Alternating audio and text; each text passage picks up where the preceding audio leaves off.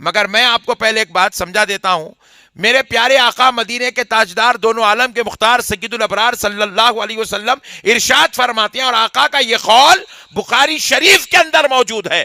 نبی پاک علیہ السلام نے فرمایا ہر نبی اس دنیا سے تشریف لے جاتے تو ان کے لے جانے کے بعد ان کی امت شرک میں مبتلا ہو جاتی، اور میں اس دنیا سے بے فکر ہو کر جا رہا ہوں کہ میرے بعد میری امت شرک میں مبتلا نہیں ہوگی. میرے بعد میری امت شرک میں مبتلا نہیں ہوگی. یہ کون کہہ رہے ہیں؟ نبی پاک صلی اللہ علیہ وسلم فرما رہے ہیں کہ میرے بعد میری امت شرک میں مبتلا نہیں ہوگی. اب یہ لوگ جو مبتلا کرتے پھر رہے، اللہ تعالیٰ ان کے لیے خیر کا معاملہ کرے. امت میں شرک کا وجود نہیں ہوگا کے سلسلے میں بخاری سے بعض لوگوں نے حدیث بیان کی. تو آپ دیکھیے، جو پہلی دو باتیں میں نے بیان کی تھی، اہل باطل کا طریقہ کیا ہوتا ہے؟ ایسی دلیل دیتے ہیں جو قابل اعتبار نہیں ہوتی ہے، یا پھر کیا کرتے ہیں، ایسی دلیل دیتے ہیں جو خود معتبر ہوتی ہے لیکن اس سے وہ سمجھتے غلط بات ہیں، صحیح طور سے اس کو نہیں سمجھتے ہیں. آئیے دیکھتے ہیں وہ صحیح حدیث کون سی ہے. وَإِنِّي اور میں وَإِنِّي وَاللَّهِ مَا أَخَافُ عَلَيْكُمْ أَن تُشْرِكُوا بَعْدِي، اور مجھ کو اللہ کی قسم اس بات کا ڈر نہیں کہ تم میرے بعد شرک کرو، میرے بعد شرک کرو گے، اس چیز کا مجھ کو ڈر نہیں. وَلَكِنْ أَخَافُ عَلَيْكُمْ أَن تَنَافَسُوا فِيهَا، لیکن مجھ کو یہ ڈر ہے کہ تم میرے بعد خزانوں میں، حکومتوں میں، عہدوں میں، دنیا میں تم ایک دوسرے پر حرص کر کے آگے بڑھنے کی کوشش کرو گے، ایک دوسرے سے دنیا میں کمپٹیشن کرو گے، دنیا کی حرص تم پر چھا جائے گی. مجھ کو اس بات کا ڈر ہے، تمہارے اندر دنیا کی حرص آ جائے گی، یہ ڈر ہے. یہ ڈر مجھ کو نہیں ہے کہ تم میرے بعد شرک کرو گے. بولے مل گئی نا دلیل. امام البخاری نے الجنائز میں اس کو روایت کیا ہے اپنی کتاب صحیح البخاری میں. کتاب الجنائز میں امام البخاری نے حدیث بیان کی ہے. تو اب اس حدیث سے بات معلوم ہو رہی ہے کہ آپ نے دو باتیں بیان کی. ایک، مجھ کو اس بات کا ڈر نہیں کہ تم میرے بعد شرک کرنے لگ جاؤ، لیکن مجھ کو یہ ڈر ہے کہ تم دنیا میں کھو جاؤ اور دنیا کی حرص کرنے لگ جاؤ اور ایک دوسرے سے دنیا میں آگے بڑھنے کی کوشش کرنے لگو. تو اب بعض لوگوں نے کہا اب اور کیا چاہیے آپ کو؟ اس میں کیا ہے؟ مجھے ڈر نہیں کہ تم میرے بعد شرک کرنے لگو. تو ڈر نہیں ہے. اللہ کے نبی صلی اللہ علیہ وسلم کو امت پر شرک کا ڈر نہیں ہے. تو کیا ثابت ہو گیا؟ نہیں. آئیے آگے بڑھتے ہیں. پہلے تو یہ دیکھتے ہیں کہ خود حنفی علماء جن کو مانتے ہیں اور شافعی علماء جن کو مانتے ہیں، ان کو یہ حدیث کچھ الگ سمجھی یا ایسی سمجھی. اور آگے ہم دیکھیں گے کہ اس حدیث کو بیعینی ہی اس طرح ماننے میں پرابلم کیا ہوتا ہے. دیکھیے، ابن حجر العسقلانی نے فتح الباری میں اس حدیث کی تشریح میں کہا، کہتے ہیں قولہ ما اخاف علیکم ان تشرکوا، مجھے ڈر نہیں کہ تم میرے بعد شرک کرو گے. کہتے ہیں ای علی مجموعکم، یعنی مجھے ڈر نہیں ہے کہ پوری کی پوری امت شرک کرنے لگ جائے، ٹوٹل کے بارے میں ڈر نہیں ہے. ابن حجر کیا کہتے ہیں؟ اس حدیث کا یہ مطلب نہیں کہ پوری امت کے بارے میں ہے. کہتے ہیں اس کا مطلب یہ ہے کہ مجھے یہ ڈر نہیں ہے کہ پوری کی پوری امت شرک کرنے لگ جائے. ای علی مجموعکم لأن ذلك قد وقع من البعض اعاذنا اللہ تعالی. کہتے اس لیے کہ امت کے بعض افراد میں یہ چیز پائی گئی کہ امت کے بعض افراد شرک میں پڑ گئے. تو حدیث کا یہ مطلب نہیں ہے کہ پوری امت میں ایک بھی مسلمان شرک نہیں کرے گا، ایسا نہیں ہے. بلکہ مطلب یہ ہے کہ تم پر مجھ کو ڈر نہیں ہے، یعنی پوری امت شرک کرنے لگ جائے مجھ کو ڈر نہیں ہے. ہاں بعض شرک کر سکتے ہیں. تو ابن حجر عسقلانی، ان کو شافعی بہت مانتے ہیں اور یہ بہت بڑے عالم گزرے ہیں، تو یہ اس سے یہ مطلب لے رہے ہیں. کوئی بولے ہم تو شافعی نہیں ہیں، ٹھیک ہے حنفی ہیں. آئیے علامہ عینی کیا کہتے ہیں؟ علامہ عینی تو حنفی ہیں. عمدۃ القاری میں ایگزیکٹلی یہی جملہ انہوں نے ذکر کیا ہے. کیا کہتے ہیں؟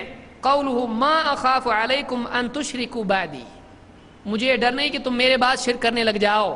کہتے معناہ، اس کا معنی کیا ہے؟ ای علی مجموعکم، مجھ کو ساری امت پر ڈر نہیں ہے. کہ پوری کی پوری امت شرک میں پڑ جائے، یہ ڈر مجھ کو نہیں ہے۔ لِأَنَّ ذَلِكَ قَدْ وَقَعَ مِنَ الْبَعْضِ وَالْعِيَاذُ بِاللَّهِ تَعَالَى، اس لیے کہ امت کے بعض افراد میں شرک آیا، بعض افراد شرک میں پڑے، اللہ ہماری حفاظت فرمائے۔ کون کہہ رہا ہے؟ علامہ عینی، یہ حنفیوں کے بہت بڑے عالم مانے جاتے ہیں، جن کی کتاب ہے عمدۃ القاری، یہ بخاری کی شرح ہے۔ تو بخاری کے دو شارح، کون؟ ایک ابن حجر فتح الباری میں، اور دو علامہ عینی۔ ایک کو شافعی کہا جاتا ہے، جو کہ خود مجتہد تھے لیکن ان کو شافعی کہا جاتا ہے، اور دوسرے علامہ عینی جو حنفی ہیں، حنفی شافعی دونوں کہہ رہے ہیں کہ اس کا یہ مطلب نہیں ہے کہ امت میں شرک آ ہی نہیں سکتا اس لیے کہ امت میں شرک آیا۔ ہاں، مطلب یہ ہے کہ پوری کے پوری امت شرک میں نہیں پڑے گی۔ یہی بات اور دو حنفی شافعی، ایک امام النووی، انہوں نے مسلم کی شرح میں یہی بات کہی، اور اسی طرح سے مرقات میں جو مشکات کی شرح ہے ملا علی قاری، انہوں نے بھی یہ بات کہی۔ تو ٹوٹل دو حنفی دو شافعی، اگر ان کو شافعی شمار کیا جائے تو چار بڑے بڑے عالم ہیں جنہوں نے بخاری مسلم کی شرح کی ہے اور مشکات کی شرح لکھی ہے۔ ان کا کہنا یہ ہے، بڑے بڑے ٹاپ لیول کے عالم ہیں، اس کا یہ مطلب نہیں ہے کہ امت میں شرک آ ہی نہیں سکتا ہے، بعض امت کے افراد شرک میں پڑے ہیں۔ لیکن کوئی کہہ سکتا ہم کو شرح نہیں چاہیے، ایسے وقت میں کیسا ہے، بہت سارے لوگ شرح نہیں چاہیے بولتے ہیں، ہم کو حدیث ملی بس، اور جب ہم حدیث پیش کرتے ہیں بولتے دیکھو بڑوں نے کیا کہا ہے۔ ٹھیک ہے، کوئی بات نہیں، حدیث کو ہم دیکھتے ہیں۔ اگر اس حدیث کا یہ مطلب لیا جائے کہ ٹوٹل پوری کی پوری امت کے بارے میں یہ حدیث، تو اس حدیث میں دو باتیں بیان ہوئی ہیں۔ تو اگر پہلے کو ٹوٹل کے لیے لیا جائے، سمجھیے تھوڑا سا بعض اوقات لوگوں کو مشکل ہو جاتا، آنکھیں باریک ہو جاتی لوگوں سے، یہ بولنا کیا چاہ رہے ہیں۔ یہ بہت اہم موضوع ہے، اس لیے کہ آگے اس کو بہت سارے داعیوں کو یہ فیس کرنا ہے۔ حدیث میں امت میں شرک آ ہی نہیں سکتا، تم جس کو شرک بول رہے ہو شرک ہے ہی نہیں، کیوں؟ اللہ کے نبی نے بتایا شرک آ نہیں سکتا امت میں، یہ شرک نہیں ہے، تم کو لگ رہا شرک، تو ہم درگاہ پہ سجدے کر رہے شرک نہیں ہے، کیوں؟ ہمارے نبی نے کہا امت میں شرک آ ہی نہیں سکتا ہے، تو یہ شرک ہے ہی نہیں، مسلمان کبھی شرک نہیں کر سکتا۔ ایسا ہے؟ ایسا نہیں ہے، اور آگے بتا رہا ہوں میں اس کو، تو پورا بہت زیادہ ہے۔ اگر یہ مان لیا جائے کہ یہ حدیث ٹوٹل کے بارے میں ہے تو دونوں باتوں کو ٹوٹل کے بارے میں ماننا پڑے گا، تیار ہے اس کے لیے؟ کیا حدیث ہے؟ آپ نے فرمایا اللہ کی قسم مجھ کو یہ ڈر نہیں کہ تم میرے بعد شرک کرو، لیکن مجھے یہ ڈر ہے کہ تم دنیا کی ہرس میں پڑھ کے ایک دوسرے سے کمپٹیشن کرنے لگو۔ تو اگر آپ پہلے کو ٹوٹل کے بارے میں مانتے تو دوسرے کو بھی ٹوٹل کے بارے میں ماننا پڑے گا۔ یعنی اگر یہ مطلب لیا جائے مجھے یہ ڈر نہیں کہ میری امت کا کوئی بھی فرد شرک کرے، ساری کی ساری امت شرک سے محفوظ ہے، اگر یہ مطلب لیا جائے تو بعد والے کے بارے میں ماننا پڑے گا ساری کی ساری امت دنیا کی ہرس میں پڑ جائے گی، صحابہ، تابعین، تبع تابعین، چاروں امام، اولیاء اللہ سب دنیا میں بھاگنے والے بن جائیں گے۔ ماننے کے لیے تیار ہے؟ نہیں، بولے وہ سب تھوڑے لوگ جائیں گے، تھوڑے لوگ نہیں جائیں گے۔ بولے نمبر 2 کے بارے میں پارٹیشن ہے، نمبر 1 کے بارے میں پارٹیشن کیوں نہیں ہے؟ یعنی پہلے کو اگر ماننا پڑے سب محفوظ رہیں گے تو دوسرے کے بارے میں ماننا پڑے گا سب کے سب اس میں پڑیں گے۔ تو پہلے میں ٹوٹل مانتے ہو تو دوسرے میں بھی ٹوٹل مانو۔ تو شیخ عبد القادر جیلانی بھی دنیا کے پیچھے بھاگنے والے ہیں، ابو بکر صدیق و عمر رضی اللہ تعالیٰ بھی دنیا کے پیچھے بھاگنے والے ہیں۔ یہ مطلب لیں گے اس میں؟ مجھے ڈر ہے، کس پہ ڈر ہے؟ صحابہ پہ ڈر ہے، تابعین پہ ڈر ہے، سارے اولیاء پہ ڈر ہے، کس پہ ڈر ہے؟ بولے نہیں، وہ برے لوگوں کے بارے میں بول رہے ہیں، تو یہ بھی تو برے لوگوں کے بارے میں نہیں، اچھے لوگوں کے بارے میں بول رہے ہیں کہ آپ اگر پارٹیشن اچھے برے کا دوسرے میں کر رہے ہو تو پہلے میں بھی آپ کو کرنا پڑے گا۔ سمجھ میں آ رہا؟ اس لیے یہ جو علماء ہیں ان کو سمجھتا تھا، انہوں نے کہا ایسا نہیں ہے، بعض لوگ پڑھیں گے بعض لوگ نہیں پڑھیں گے، اچھے لوگ شرک میں نہیں جائیں گے لیکن برے لوگ شرک میں جائیں گے، کیونکہ بعد والا حصہ بھی ویسا ہی ماننا پڑے گا۔ ہم کو کوئی پرابلم نہیں آتا ہے، ہم کہتے ہیں دیکھو یہ حدیث بتا رہی ہے کہ پوری کی پوری امت شرک میں نہیں جائے گی لیکن کچھ لوگ جائیں گے، اسی طرح سے بعد میں پوری کی پوری امت دنیا کے پیچھے نہیں بھاگے گی، کچھ بھاگیں گے۔ تو دونوں کو ایسا ماننے میں اولیاء کی شان میں گستاخی سے ہم بچ جاتے ہیں. لیکن اگر ٹوٹل مان لیتے ہیں تو سارے اولیاء کی شان میں ہم گستاخی کرنے والے بنتے ہیں کہ ہم بولتے ہیں پوری کی پوری امت کیا ہوگی, دنیا کی ہرس میں پڑ جائے گی. سمجھ میں آ رہی بات؟ تو اس حدیث کو اس طرح سے سمجھ لیے. اور آگے جا کے آپ دیکھیں, اگر یہ بات ہم مان لیں کہ امت میں شرک آ ہی نہیں سکتا ہے, تو آپ دیکھیں آج مسلمان ہونے کا دعویٰ کرنے والے, مسلمان گھر میں پیدا ہونے والے بہت سارے لوگ ایسے ہیں کہ جو اپنے گھر میں مورتیاں بٹھاتے ہیں اور ان کے آگے ناچتے ہیں, اور خان نام ہے ان لوگوں کا, ہے کہ نہیں؟ ناچنے گانے والے ہیں کہ نہیں کچھ ایسے؟ مسلمان ہیں ہم, کون ہیں؟ مسلمان ہیں, لیکن شرک کر رہا ہے کہ نہیں کر رہا ہے؟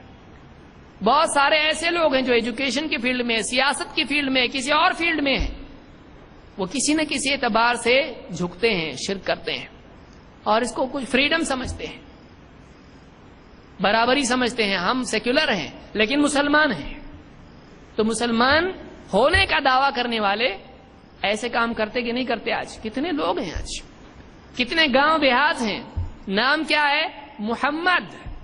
کیوں؟ باپ نے رکھا بھائی, لیکن سر کہاں جھکا رہا؟ بت کے آگے مندر میں جا کے جھکا رہا ہے کہ نہیں؟ ایسے دیہاتوں کے اندر آپ اس کو کیا بولیں گے؟ آج امت میں چیز پائی جاتی ہے, آپ اس کا انکار کیسے کر سکتے ہیں؟ کوئی مجنون یا ایک ایسا آدمی جس کو زمین پہ کیا چل رہا ہے معلوم ہی نہیں ہے, وہی آدمی دعویٰ کر سکتا ہے کہ مسلمانوں میں شرک نہیں آ سکتا ہے. ہمارا کہنا یہ ہے کہ یہ ممکن ہے کہ ایک مسلمان جہالت کی وجہ سے, نہ جاننے کی وجہ سے ایسا کام کر بیٹھے جو شرک ہو. ضروری نہیں کہ ہم اس کو مشرک قرار دے دیں, اسلام سے باہر کر دیں. ہو سکتا ہے کہ اس کو معلوم نہیں یہ شرک ہے اور وہ ایسا عمل کرے جو شرکیہ ہو, تو ہم اس کو مشرک نہیں کہیں گے, لیکن اس نے جو کیا اس کو شرک کہیں گے کہ نہیں کہیں گے؟ شرک کہیں گے. یہی ہماری دعوت ہے, یہی ہمارا کہنا ہے کہ یہ مسلمان ہے لیکن جہالت میں اس نے شرکیہ عمل کیا. لیکن لوگ کیا بول رہے ہیں؟ ایسا بولنے کا نہیں, مسلمان جو بھی کرتا وہ شرک ہو ہی نہیں سکتا ہے. ایسا کیسا ہو سکتا ہے؟ مسلمان جہالت کی وجہ سے شرکیہ عمل کر سکتا ہے. نبی صلی اللہ علیہ وسلم کے دور میں ہوا ایسا, بعد میں نہیں ہو سکتا. نبی کی موجودگی میں ہو رہا ہے, بعد میں نہیں ہو سکتا ہے.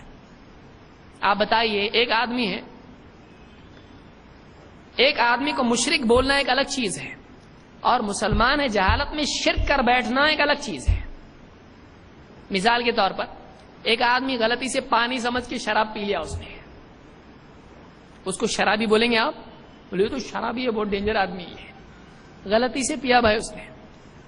لیکن دوسرا آدمی کیا ہو رہا؟ غلطی سے پیا تو شراب نہیں ہے, ہاں جان بوجھ کے پیا تو شراب ہے. ایسا ہوتا؟ ایک آدمی غلطی سے شراب پی جائے تو کیا پیا بولیں گے آپ؟ آب زمزم پیا. بولے غلطی سے پیا نا, شراب کیسا ہو سکتا ہو؟ وہ شراب ہی نہیں تو یہ شراب بھی نہیں. ایسا ہوتا؟ بولے بھائی یہ شرابی آدمی نہیں, بہت نیک آدمی, مولانا ہی ہے, لیکن انہوں نے کیا کیے, ہوٹل میں گئے, کسی نے گلاس لا کے رکھ دیا, پی لیے, جم برابر جم شرابی. تو وہ شراب ہے, شراب ہی اس نے پی, لیکن یہ آدمی شرابی نہیں ہے. سمجھ میں آ رہی بات؟ تو ایک مسلمان ہے, غلطی سے شرک کر سکتا ہے, وہ شرک ہی رہے گا, لیکن یہ مشرک نہیں ہوگا. سمجھ میں آئی بات؟ تو ایسا ہو سکتا کیا؟ لوگ بولتے ہیں ایسا نہیں ہو سکتا, مسلمان کبھی شرکی عمل کر ہی نہیں سکتا, نہ جان بوجھ کے نہ غلطی سے. یہ کہاں سے لائے آپ؟ یہ قرآن و سنت میں نہیں ہے, اس سے ہٹ کے ہے کہ امت میں ایسے افراد ہوں گے جو غلطی سے شرک کریں گے, اور ایسے بھی ہوں گے جو جان بوجھ کے شرک کر کے اسلام سے نکل جائیں گے. کون بولتا ہے ایسا؟ آئیے آج کے درس میں اسی کا جائزہ ہم لیتے ہیں.